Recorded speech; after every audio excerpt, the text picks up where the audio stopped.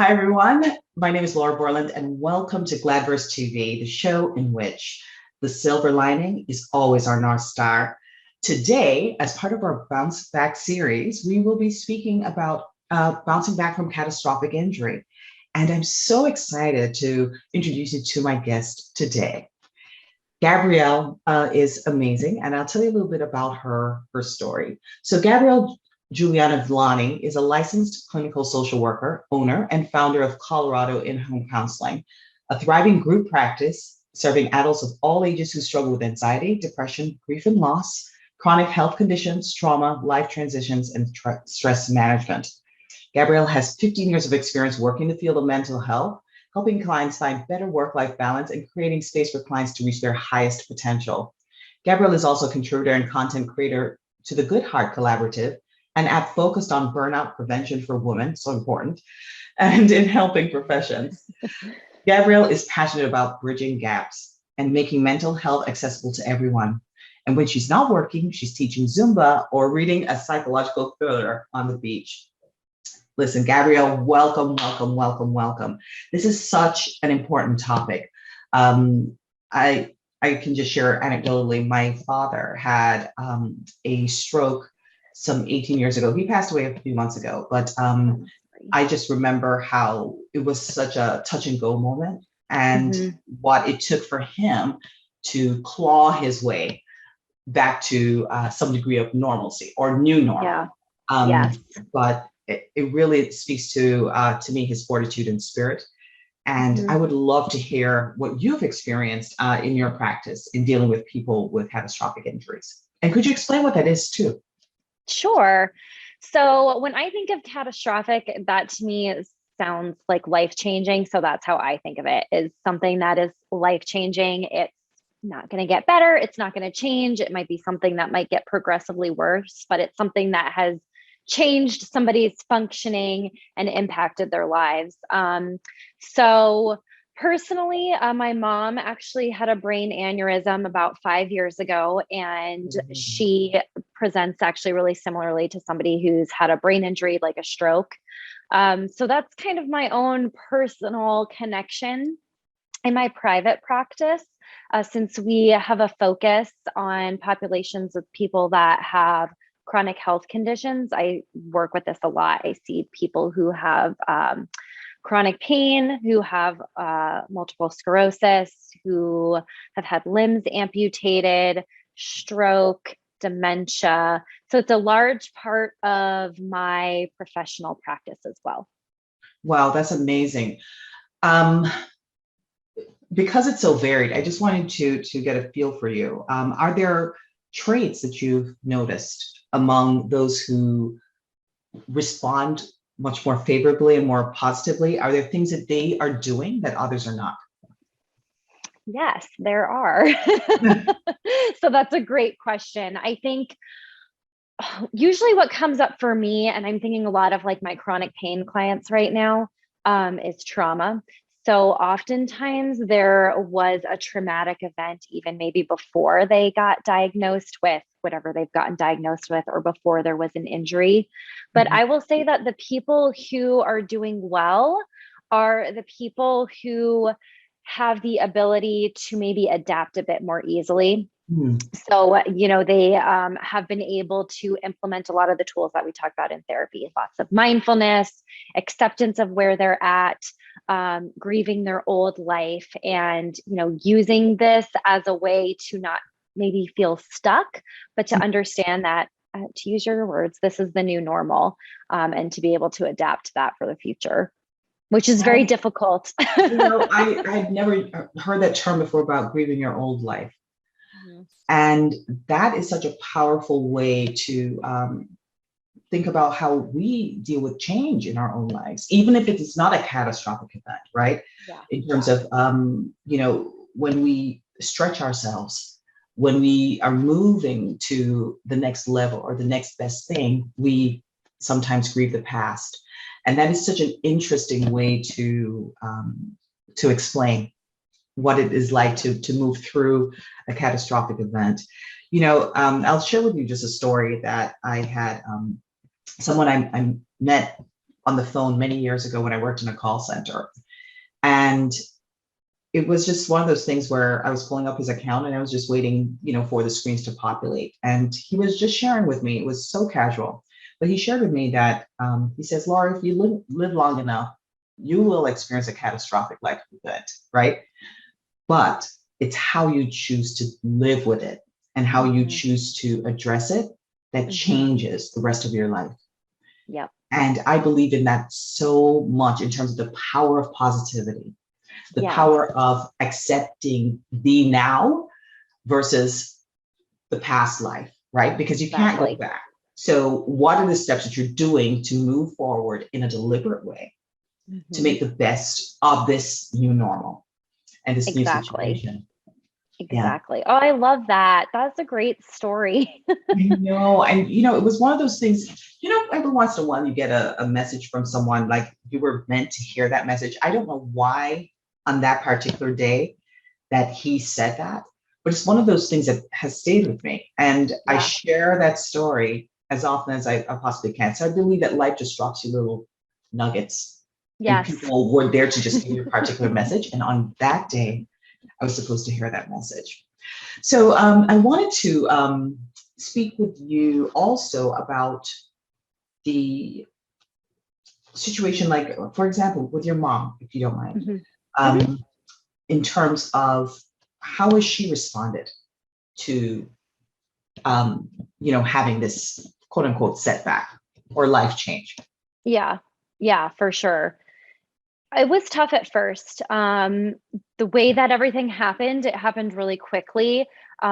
She was experiencing some things that were just kind of being pushed to the side and written off. Her doctor was saying, you just have anxiety, you're having a panic attack. And she was saying, like, no, something is actually wrong with me. And an ER doctor actually just was like, well, let's do an MRI and see what happens.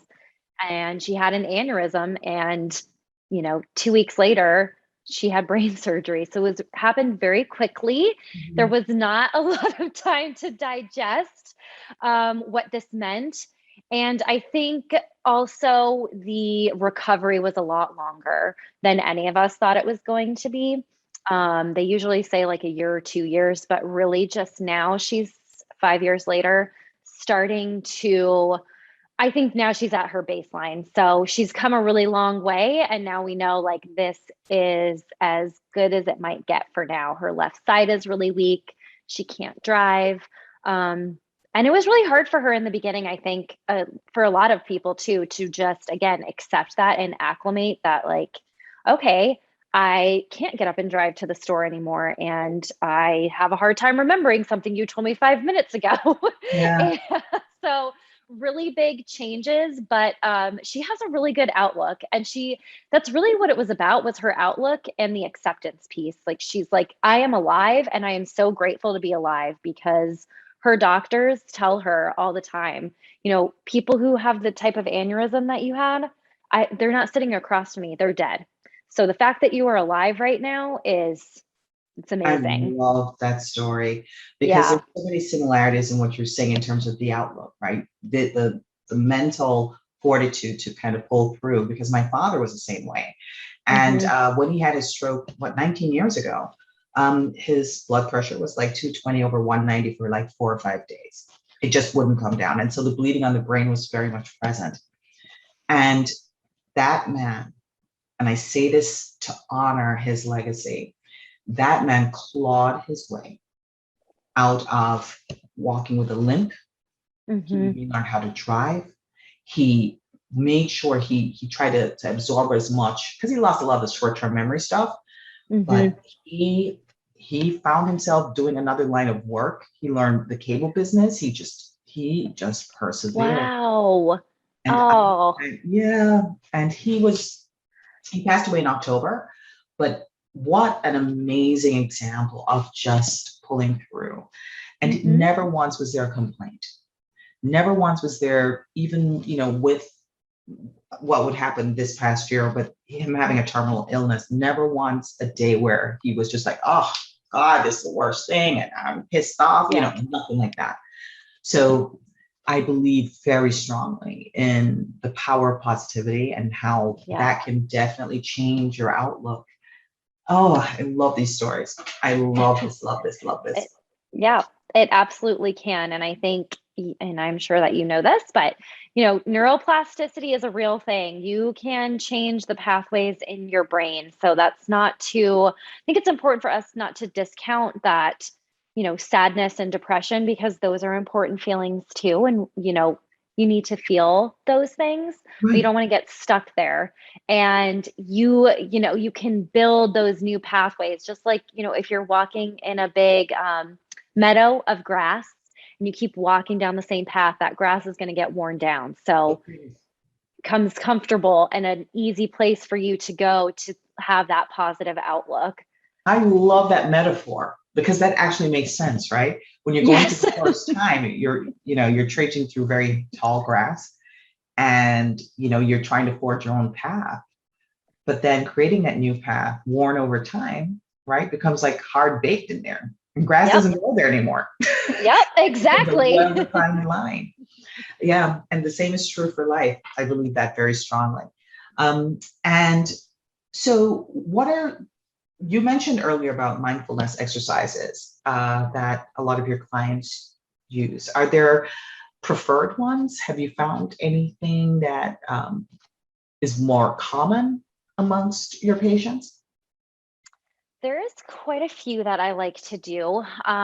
Some ones that come to mind that are really easy and that you can do wherever you are is progressive muscle relaxation. I really like that one. Tell me about that. I need to know.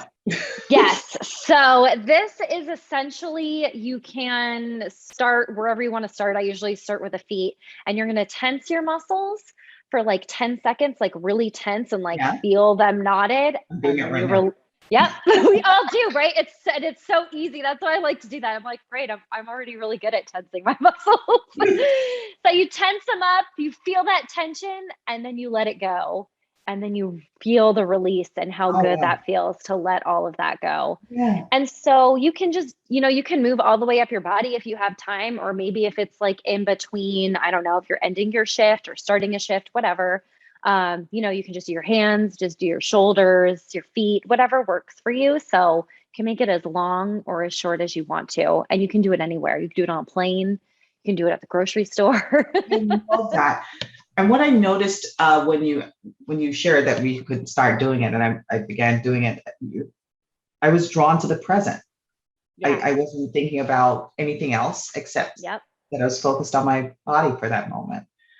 I could definitely see how that would work. Yeah. And what's crazy is that as you were mentioning about the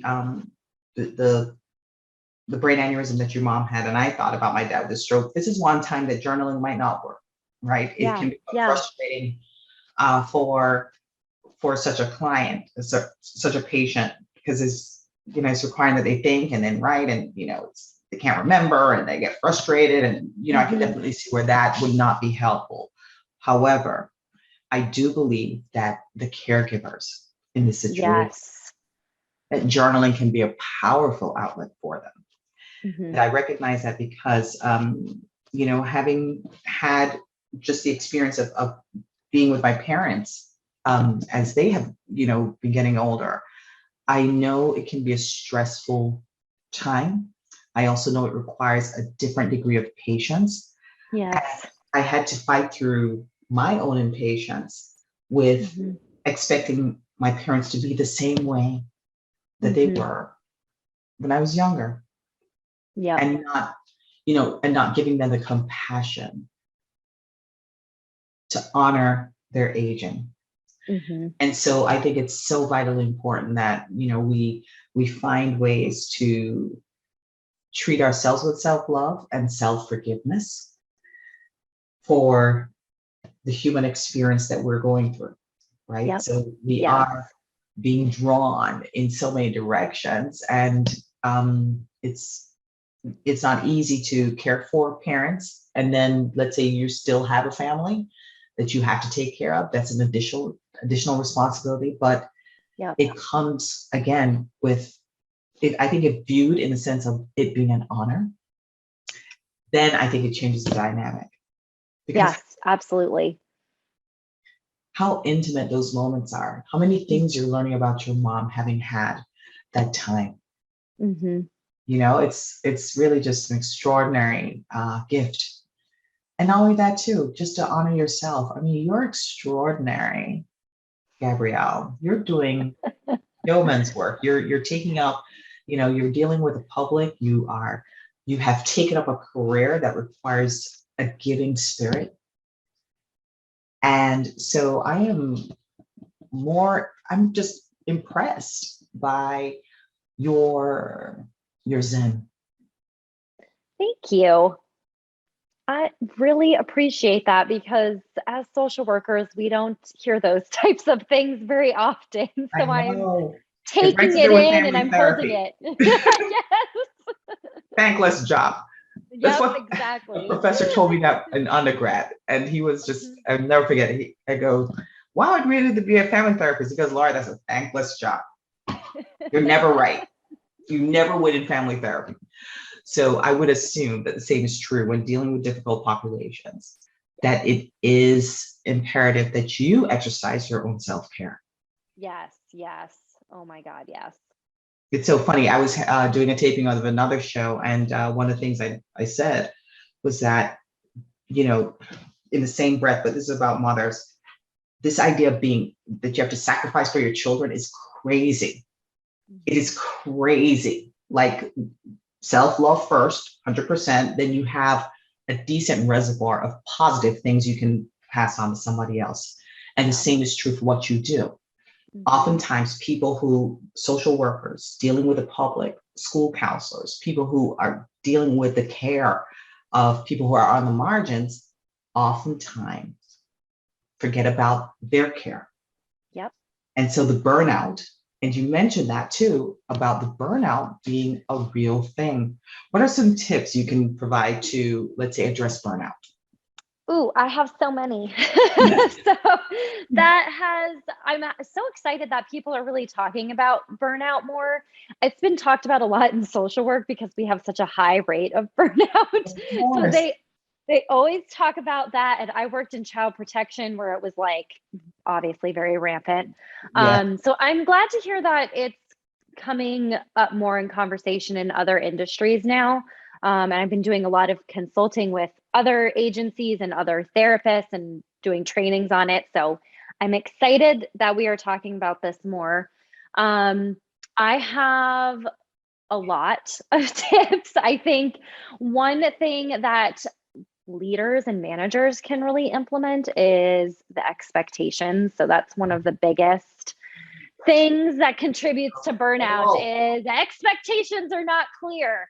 And then people are getting pissed off because there's not a balance there. One person is yeah. thinking it should look like this and the other one's on a totally different page. And yeah, that leads to frustration, which is going to lead to you feeling I like you're not love heard or valued. So, I love that, that whole idea of setting expectations because um, my experience has been a lot of people, a lot of clinicians in their work, their desire is to fix a problem, right? And so they're doing, they're providing the instruction, but they're doing the work for the patient mhm. versus holding that patient accountable. So setting the boundaries, setting the goal, Yep.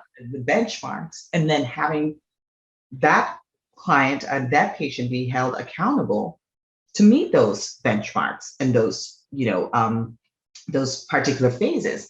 So it's so then you mentioned child protection services, and I just was like, I don't even know, like that has to be like the worst of the worst, like stressful. Yes. You internalize a lot. You're saying, you know what I mean? You want to protect the kids. You're taking that home with you, and just and that's one of the things that I think, and we're going to tie this back, but I believe very strongly that our inability to compartmentalize Hmm. Yes. the Huge. right, the work from the home, from the socializing to just the mental break that must happen. I'm afraid a lot of people do not have a lot of skills in terms of prioritization. Yes. But I want to know from your perspective, I mean, there's a degree of detachment, I believe, that should take place, but when does that become unhealthy? So I always tell clients, especially I do a lot of EMDR with people too. And I always, when we talk about container, which I'll talk about here too, I'm sorry, you what's want that? EMDR, so eye motion desensitization reprocessing. Okay. So that is a form of therapy where we use bilateral movements to reprocess trauma to not make it so upsetting or whatever Yeah. negative emotions are associated with that. Nice. Okay. Yeah. That So contracted sentence. that's okay. So I like to, when we do EMDR, we talk about a container. And even when I'm not doing EMDR with clients or even with people I'm consulting with, I'll talk about a container. And we talk about compartmentalizing, but not sweeping it under the rug. So putting it to the side for later, but not totally just pushing it away or stuffing it down. Love. And, that really can lead to dissociating. So, not feeling numb, feeling really detached. And you want to enjoy your life and feel your feelings, even the bad ones. Oh, So those are just some tips. If you find that maybe you're feeling numb or you're feeling like you're watching things from afar or like things are happening, but not to you, that's kind of a sign that maybe, there's some work that needs to be done there. for sure. I want to know what is happening within the community of people who have experienced some catastrophic injury. And I mean, we're talking about, this could be car accidents, it could be anything. Mm-hmm. But in this time of, because everything is COVID, right? Yes, yes, it is. So in this time of COVID where, the traditional support systems, where you would have a community to physically touch and to be present with, or those group activities that were a little bit more intimate. What are some of the strategies that you found that people are using right now in order to move through and to create community? Yeah, there's been a big shift and also a big theme in my own practice and what I hear from other people too, of isolation, of course, because we are really isolated. Yeah. I think it's getting a little better now, but I know in the beginning during lockdown, I have most of my clients are disabled and they're homebound. And so it was even worse then because nobody could come in. So what I really encourage people to do is, use the things that are available to you.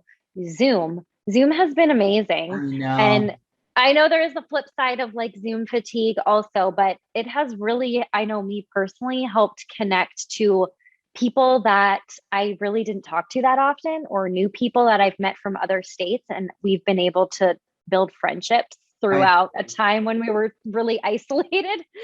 So technology is huge. I have clients who, will do like virtual support groups, or they'll join Facebook groups about chronic pain or lupus. I have a client who she's on a couple of Facebook groups, and then the mighty.com is like another big one where people can go and have community there. Or just making a phone call, like call your sister, call your mom, call your dad once a week, even if that's it, just the connection. Oh yeah, for sure. I mean, Zoom has allowed for us to eyeball each other, which is great. And we certainly have had larger parties than we would have had in person. So nobody has the excuse, right? Because they're showing up for an hour, doesn't matter where they are, they can be in the car driving and they're, tuning in. So that has been tremendously helpful for sure.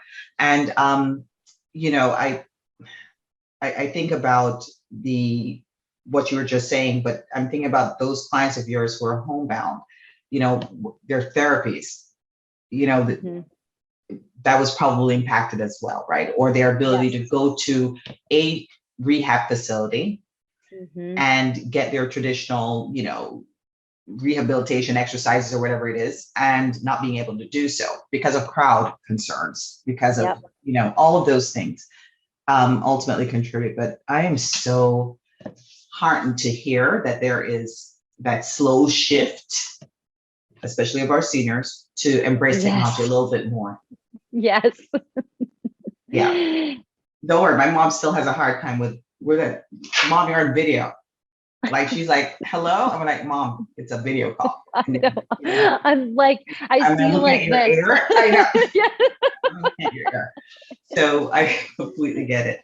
But can I tell you, Gabrielle, this has been an amazing chat. And I wanted to, there's a segment in here which we speak about moments of Gladversity.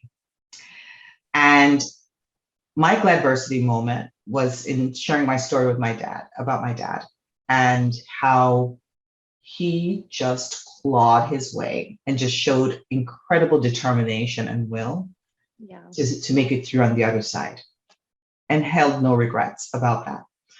And how blessed I was to have witnessed that degree of inner strength to move through such an experience. So that for me is my moment of Gladversity. What's yours? Oh, that just kind of got me emotional. You know, talking about your dad and my mom in the same vein, you know, that she could have really just laid down and been like, screw this, I don't want to get up and do my exercises. Like, I'm tired, I don't feel like it. But she does, and she gets up every day and she's glad to be alive. And the same thing just through all the clients that I've been thinking about as we've talked too, just that I've been able to witness their amazing resilience and spirit, especially through, you know, it's difficult. There's very horrific things that have happened to them that I have heard about too. And just to see them take really small little things and say, oh, I heard your voice in my head that I should be focusing on a part of me that has no pain. Like, they'll tell me that the next week after we talked, or I remembered you told me to stop at the stop sign before I spiral down into an anxiety hole. Like, those are really big pieces. So that's what makes social work and my job and this population really incredible. Well, this population is lucky to have you. And incredibly blessed. You are just a delight. I mean, you just exude positive energy, and I can see where that would transcend and translate and be felt and experienced by those that you serve. So really good stuff. All right, so my dear Gabrielle, we're wrapping this up, but thank you so much. Is there an action step? You got to tell them about that muscle thing again. So that's our action step for my viewers. It's called progressive muscle relaxation, PMR. You can, I think I have one uploaded on my YouTube and my Instagram, but there's a million out there. Links. We'll definitely do that. Yeah. So, you know, if you don't want to listen to my voice, you can listen to somebody else's, but we just walk you through it. And I would love to hear feedback. If anybody out there, you know, implements this, it's a really great way to, you know, end your day. If you've had a really long, stressful day, it's a really good way to just, you know, switch gears, like let your brain know we're done with that. And now we're at home and we're relaxing. So it's kind of a good ritual to implement. Yeah. And I like that. And one thing I'm going to suggest too, all right, because all things are journaling where I'm concerned. So there's just a neat little thing that I do with my gratitude journaling. And here's the deal. Gratitude journaling for me after a while just became like flat. Like, I had no idea. I was just doing it because it was just something that you're told you had to do, and I wasn't getting any value out of it. But now I start my gratitude journaling by first saying, today I am so proud of myself for, and I list something that I'm just, you know, it stretched me, that I was just a badass in, and I'm winning. Yeah. Then I start my appreciations for what others have done. But then I end it by saying, tomorrow, I want to feel, or I hope to experience. And I set that intention for the next day. And what I found is that I sleep better by doing that, by just clearing the brain and I wake up like with a smile. So try that muscle stuff. I'm going to put links on there, and so great to have you. And thank you so much. This was a great chat. I felt like we could have talked for hours. I know. I know. All right, guys, take care. We'll talk soon.